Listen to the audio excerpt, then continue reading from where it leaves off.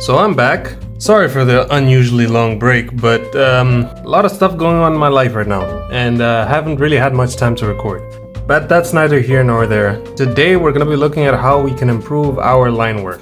I know that I'm not the best person to talk about this topic because, my line work isn't all that, but I feel like ever since I started researching this topic, my line work has improved in a really short amount of time, and I'm hoping that the tips in this video will allow you to do the same thing. Oh, and this video was requested by this person, so shoutouts to you. If my shoutouts even mean anything, because I'm still a pretty small channel, but whatever. Anyways, let's get into it. Actually, before we get into it, I just want to preface this right away that this is not an inking video. It's more of a video giving you tips on how you can improve your sketches so that they're cleaner and less messy. So if you want an inking tutorial, gotta go to another video. Although, a lot of the stuff that I say in this video is applicable to inking. So you might still learn a thing or two from this video. But you'll only know for sure if you stick around to the end. So without further ado, let's get into it. So I researched a bunch of reasons why one's line work might be considered bad, and honestly all of them really just boil down into one single reason, and that's line confidence. Okay, so here's the thing. I know that 99.9% of you guys watching this are guilty of this. I am also guilty of this. We've all done it at some point, some of us still do it to this day. Especially if you're a beginner to intermediate artist. And to be honest, it's probably the number one thing that's holding your line work back from being the best it can be. I'm talking about chicken scratching. Now basically what chicken scratching is, it's kind of when you draw really short lines that are connected to each other to kind of form one big line. It's kind of just a bad habit that literally every artist has, at least when they're starting out. And the reason why this is so bad, it just screams that you are not confident in your lines. So from now on, every time you catch yourself chicken scratching, I want you to remind yourself that this hurts your line confidence, and instead of just drawing short lines that are connected to each other, just go for one big line. You see how much better the second line looks as opposed to the first line? It looks so much more confident, so much more professional, so much cleaner. Look at how much of a difference simply not chicken scratching makes in your lines. Now, like I said, chicken scratching is a habit. It's a bad habit, but a habit nonetheless. So it's really much easier said than done to just stop chicken scratching. But it's kind of something that you have to consciously practice in order to stop doing.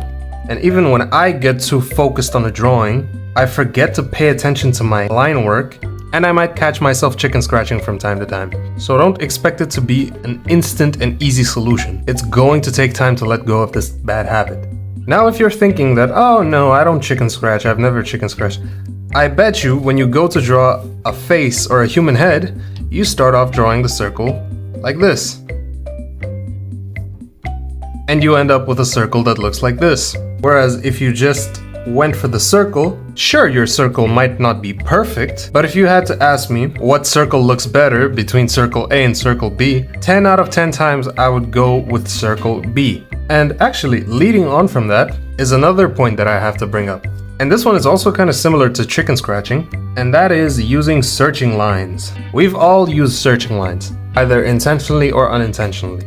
And you do it when you're trying to draw something that you're not really sure how it's supposed to look, so you draw a bunch of lines until you eventually find the line that works. So I'll give you an example. Let's say I want to draw a box in 3-point perspective, and then I draw a few lines for the corners, trying to find the line that works best for the edges.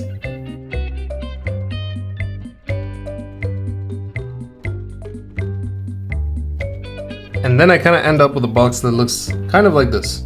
Now this is not the same as chicken scratching, but it's pretty damn similar. And I want to just make one thing clear. Searching lines are not a bad habit in the same way that chicken scratching is. Chicken scratching is something that you should never do.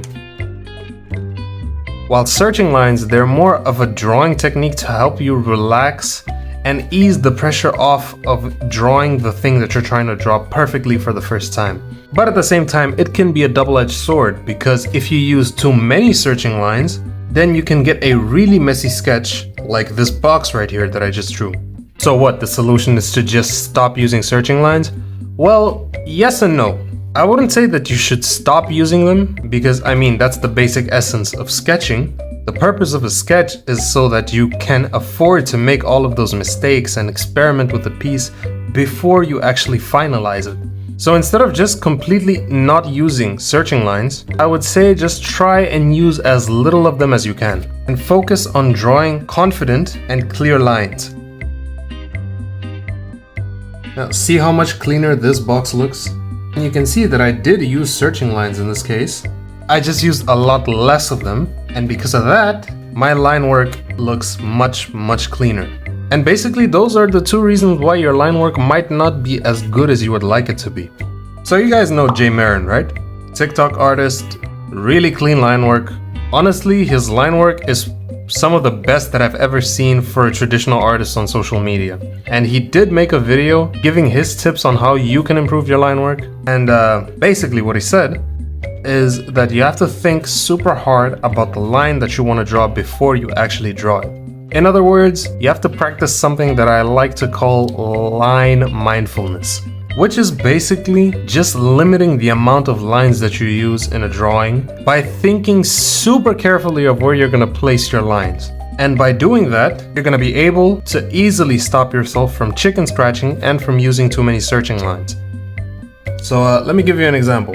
You can probably see the pencil marks etched into the page from my first attempt. No, this is not my first attempt trying to give you an example with this.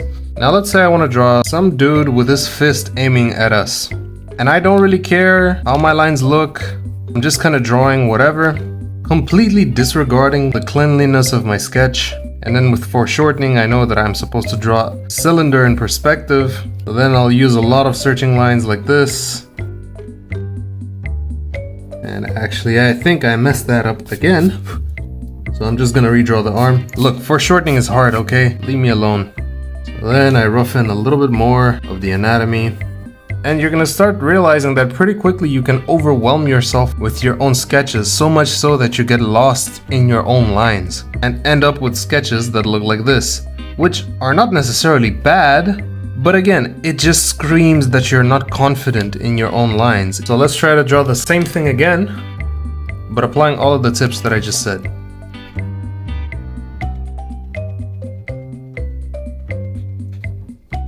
And I can't believe it took me this long to mention this, but if you also struggle, like me, to draw straight lines, that's probably because you're drawing them from your wrist instead of your shoulder. By using your wrist to draw, you're unnecessarily limiting not only just the range of motion, but you're also limiting the leverage that you have with the pencil. Now, like I said, if you mess up, then that's fine, because you can erase. I don't know why some people have this belief that if you use an eraser, then you're less of an artist or something.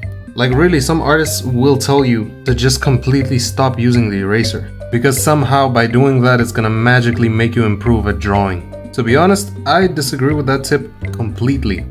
I've always thought of the eraser as my friend, and I've never once thought to myself that I should stop using the eraser. Now see, again, I just caught myself using too many searching lines. So what did I do? I erased that part of the sketch, and now I'm trying again. So of course it wouldn't be a video of mine if I didn't forget to include something in the video. In the video, I forgot to talk about line variation and line weight. Basically, it's when you make your lines thicker in some places while thinner in other places. So for example, typically the outline of a character is thicker than the lines used to make the details on the inside of the silhouette. You would also usually use thicker lines in areas of shadow and thinner lines in areas of light. And you know, there are a bunch of other rules that I just can't think of right now, but I feel like it is important enough to mention that line weight and line variation plays a big role in your line quality, but I feel like they also warrant a video on their own, so you can watch somebody else's video so you can get a better idea on how to actually use those two techniques. Just by keeping those simple tips in mind when you're drawing, and by consciously practicing to let go of those bad habits, you can go from sketches that look like this to sketches that look like this.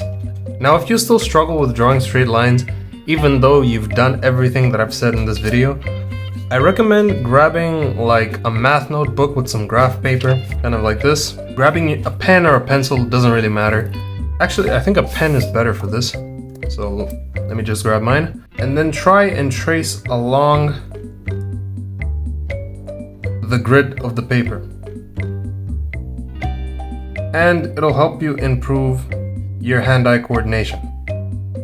Now, as you can see, my hand-eye coordination is still terrible, but like I said, I don't claim to have the best line work. I know that my line work is pretty mid, but I hope that you at least got something out of this video. And if you want to learn about a drawing technique that you can start using right now to massively improve your art, click the video on screen right now.